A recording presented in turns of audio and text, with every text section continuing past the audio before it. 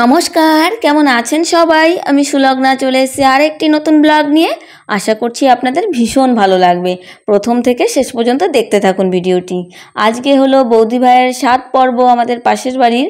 তো প্রথমেই বৌদি ভাই রেডি হয়ে গেছে, কিছু ফটো সেশন করে নিলাম। আর বৌদি ভাইয়ের জন্য ভোগ রান্না হচ্ছে অন্যদিকে। এদিকে দেখুন পিঠে বানানোর জন্য, ছড়া পিঠে বানানোর জন্য এই যেটা চালের গুঁড়ি দিয়ে করে থাকে।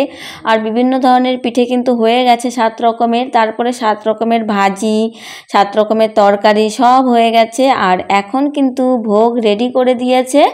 আগে প্রথমে গোপালকে ভোগ লাগাবে এবং সেখান থেকেই বৌদি ভাইয়ের মুখে ওই ভোগের প্রসাদ তুলে দেওয়া হবে। এই মানে স্বাদের নিয়মটা এইভাবে করবে। আর রাতের খাওয়া দাওয়ার অনুষ্ঠান কিন্তু আবার আলাদাভাবে হবে। তো যাই হোক, এখানে সমস্ত কিছু রেডি হয়ে গেছে। আর এখন হচ্ছে আরেক বৌদি ভাই ভোগ নিবেদন করছে, যাতে সেই ভোগটা নিবেদনের পরে বৌদি ভাইয়ের মুখে তুলে দেওয়া হয়। তো আজকে হলো শুক্রবার, আর আমি হচ্ছে ডিউটিতে গেছিলাম, কিন্তু একটু তাড়াতাড়ি চলে এসেছি যাতে এই পর্বগুলো আমি দেখতে পারি এবং আপনাদের সঙ্গে শেয়ার করতে পারি। তো মা তো বাড়িতে নেই, তার জন্য বিকেলে খাওয়া দাওয়ার নিমন্ত্রণ কিন্তু আমার এই বাড়িতেই। তো ভোগ লাগানো কমপ্লিট, এখন বৌদি ভাইয়ের রিচুয়ালস শুরু হবে। তো বৌদি ভাই এই যে তার শ্বশুরকে আর কি প্রণাম করে নিচ্ছে। তো যে কোনো কাজের আগে কিন্তু গুরুজনদের আশীর্বাদ কিন্তু সব থেকে ইম্পর্টেন্ট, তারপরে বাকি সব কিছু। যাই হোক, বৌদিভাই চলে এসেছে গোপালের সামনে, প্রণাম করে এখন ভোগ গোপালকে খাইয়ে দেবে। তো এখানে অনেক ধরনের রিচুয়ালস আছে, সব কিছুর মানে হয়তো আমি জানি না আর এলাবোরেটলি বলতেও পারবো না। আপনাদের মধ্যে কী কী রিচুয়ালস আছে, কী কারণে করা হয়, অবশ্যই কমেন্টে আমাকে জানাবেন।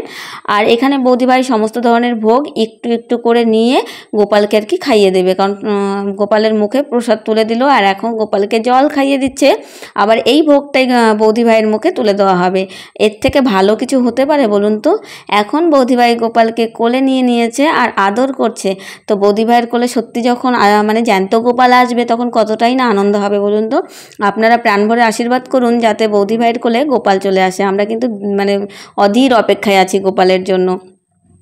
তো এখানে হচ্ছে ভোগ নিবেদন হচ্ছে, তার আগে যে রিচুয়ালসগুলো আছে সেগুলো হচ্ছে কমপ্লিট করবে, কারণ অন্ন তো পরে খাবে। তার আগে কিন্তু আমাদের এখানে ওই স্বাদের যে মেন প্রসাদ মেন খাবার সেটা হচ্ছে পিঠে। সেই পিঠের এখন খাবার পর্ব চলবে।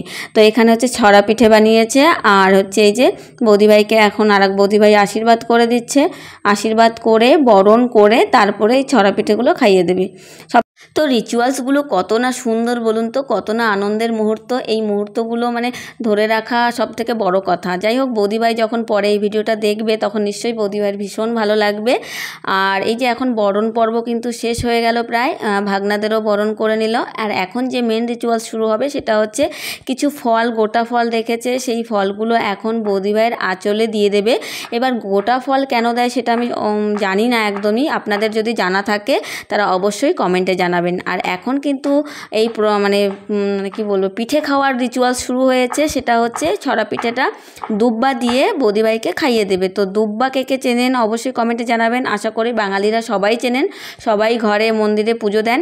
সেই দুব্বা দিয়ে প্রথমে বৌদিকে 3 বার করে খাইয়ে দেওয়া হলো। আর বলা হলো যে মুখটা নাকি অল্প করে খুলে খেতে হবে, না হলে নাকি বাচ্চার মুখ বড় হবে। এটা আবার কোন ধরনের কথা? যাই হোক, সবই কাল্পনিক, কিন্তু তার মধ্যেও কিন্তু ভালো লাগা জড়িয়ে আছে। এখন বৌদিভাইকে জল খাইয়ে দিচ্ছে।